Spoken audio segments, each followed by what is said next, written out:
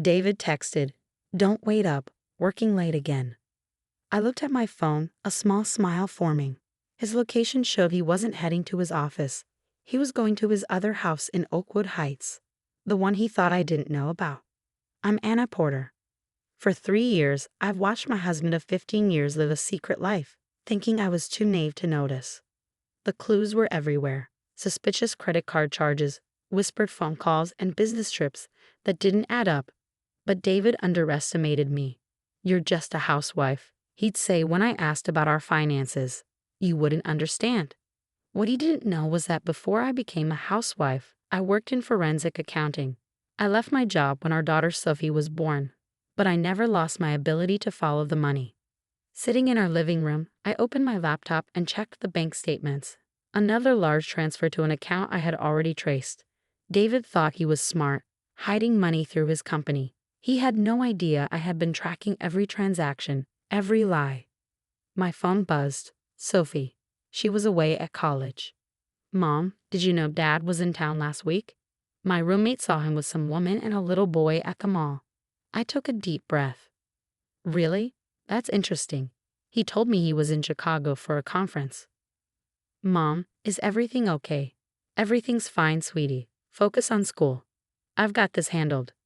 I closed the message and pulled out a thick folder filled with bank records, property documents, and photos. 3 years ago, when I first got suspicious, I hired a private investigator. That's how I found out about Maria, a young executive at David's company, and their 5-year-old son, Thomas. At first, it crushed me. 15 years of marriage and he had another family. But instead of confronting him right away, I watched and waited. I wanted to know everything. I learned how he met Maria during a company retreat, bought them a house, set up trust funds, and spent weekends with them, pretending to be on business trips. He even gave Thomas his grandfather's middle name, the same one he refused to give Sophie because it wasn't sophisticated enough. The front door opened. David walked in, loosening his tie. "Hey honey, rough day at the office," he said, kissing my cheek. He smelled of unfamiliar perfume and faintly of bubble bath. "I bet it was," I said, closing my laptop. "How's the Miller account?" He launched into a long story about meetings and deadlines. I watched him lie, noticing how his left eye twitched, a habit I'd known since we met. "You seem distracted," he said. "Just thinking about something interesting I learned today," I said lightly. "Did you know Oakwood Heights has one of the best school districts in the state? Thomas must be doing well there." David froze. His face turned pale. What are you talking about?" I pulled out a photo, him, Maria, and Thomas at a school carnival.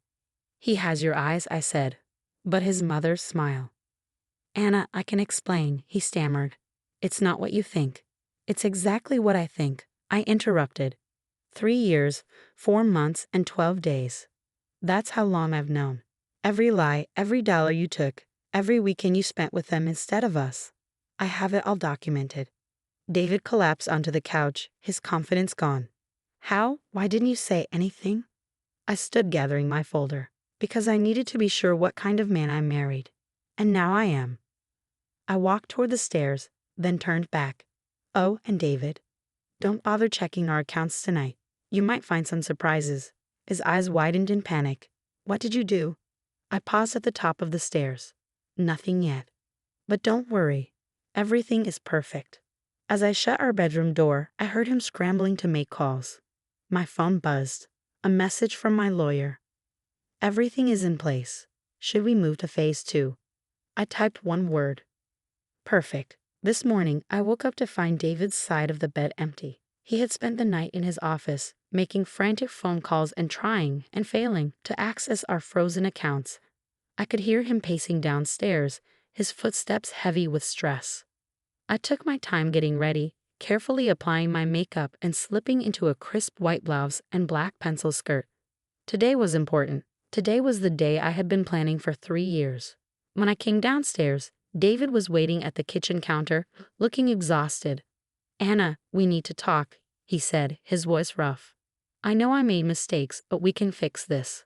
I poured myself a cup of coffee, stirring slowly. "Like how you fixed things with Maria? Buying her a house and moving our money into secret accounts." His face darkened. "You don't understand.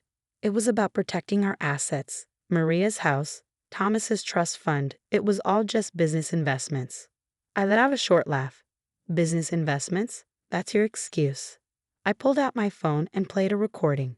David's voice, telling Maria he would leave me soon, that she and Thomas were his real family now. You recorded me? He sputtered, his face flushing. That's illegal. Not when you're having these conversations in public places. The park where you meet Thomas, the restaurants where you celebrate secret anniversaries, all legal. David gripped his coffee mug, his hands shaking. What do you want? Money? I can work something out. I don't want your money, David. I want justice. I pulled out a folder and set it on the counter. These are copies of financial records proving you've been moving our joint assets into private accounts. Accounts that, as of last night, are frozen and under investigation for fraud. He lunged for the papers, but I stepped back. Don't bother. These are just copies. The originals are with my lawyer, the bank fraud department, and your company's board of directors. His face turned pale. The board? His voice cracked. You sent this to the board. Of course. They deserve to know what their CFO has been doing with company funds.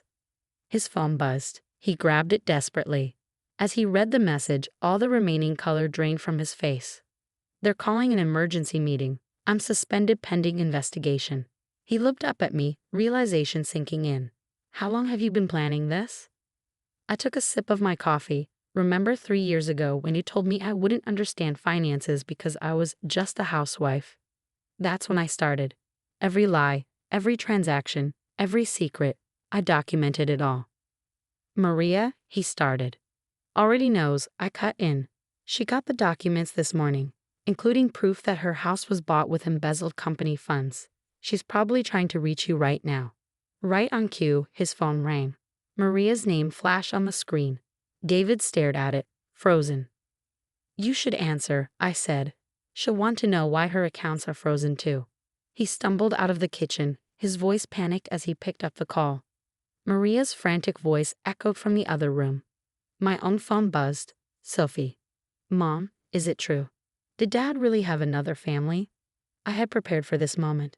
Yes, sweetie, but don't worry. I've made sure you're protected. Check your email. I sent you something important. David returned, looking lost. Maria's threatening to sue me. The house, the trust fund, everything's frozen. Anna, please, we can figure something out. I gathered my things. No, David, we can't. But don't worry. You're good at managing things, aren't you? As I walked to the door, he called after me. Where are you going? I turned back. The man standing there wasn't the powerful, confident person who had once belittled me. He was a desperate fraud watching his world fall apart. I have a meeting with the board, I said.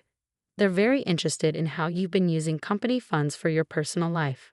You can't do this to me, he whispered. I'm not doing anything to you, David. You did this to yourself. I'm just making sure everyone knows the truth. I opened the front door, then paused. Oh, and one more thing, he might want to call your lawyer. Mine will be in touch soon about the divorce. I stepped outside into the bright morning sunlight. Behind me, David stood in the doorway of what he thought was his perfect life. Phase 2 was complete. Everything was going exactly as planned. Everything fell apart for David just as I had planned. Within a week, he was officially fired as CFO. The board's investigation found even more fraud than I had uncovered. His career was ruined. Maria, terrified of losing everything, turned on him. She sued him, claiming she had no idea where the money came from. The house he bought for her was seized as part of the fraud case. Sitting in my lawyer's office, I reviewed the latest updates. The divorce is moving quickly, Jessica, my attorney, said. With the fraud charges and his legal troubles, he can't fight it. And Sophie's trust fund? I asked, though I already knew. Completely safe. You moved it before all of this started. She won't lose a penny. I nodded, relieved. Sophie had always been my priority. David had failed her as a father, but I never would. Surprisingly, Sophie took the news well. I always knew something wasn't right, she told me in a video call. He always missed important things, got defensive about his phone. I just never thought it was this bad. I'm sorry you had to find out like this, I said.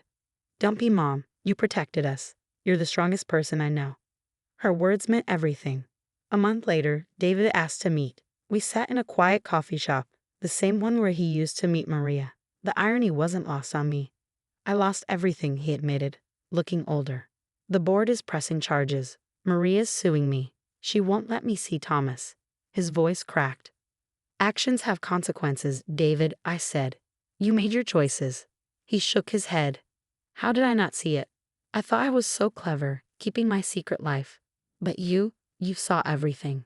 You didn't see it because you didn't want to, I replied. You underestimated me. You thought I was just a housewife. That was your biggest mistake. He looked at me, eyes red. Is there any chance? No, I cut him off. The divorce will be final next month. You should focus on your fraud charges. As I stood to leave, he called after me. I really did love you once. I turned back. No, David. You loved the version of me that didn't question you. But I was always more than that. You just never noticed. 6 months later, I sat on my new apartment's balcony, watching the sunset. Sophie was home for spring break, studying at the table behind me. The divorce was final. David pleaded guilty to fraud to get a lighter sentence. Maria moved away with Thomas. Mom? Sophie called. Dad's lawyer emailed me. He's trying to appeal his sentence. Let him, I said. The evidence isn't going anywhere. She joined me on the balcony. You know what's funny? He never thought you'd figure it out. He always treated you like I was just a housewife. I smiled. Some people only see what they want to. Your father saw someone who wouldn't question him. He never looked deeper. His loss, Sophie said, hugging me. Oh, and I got an A on my forensic accounting midterm. Guess I take after my mom. I laughed, holding her close. Life wasn't perfect, but it was honest. No more lies, no more pretending. My phone buzzed with a message from Jessica. Final restitution papers filed. Everything's done. I typed back one word. Perfect. Looking out over the city lights, I realized I had lost a husband, but gained something more valuable. Self-respect, my daughter's admiration, and proof that I was stronger than anyone, especially David, had ever imagined. Sometimes the best revenge isn't getting even, it's moving on. And that's exactly what I had done.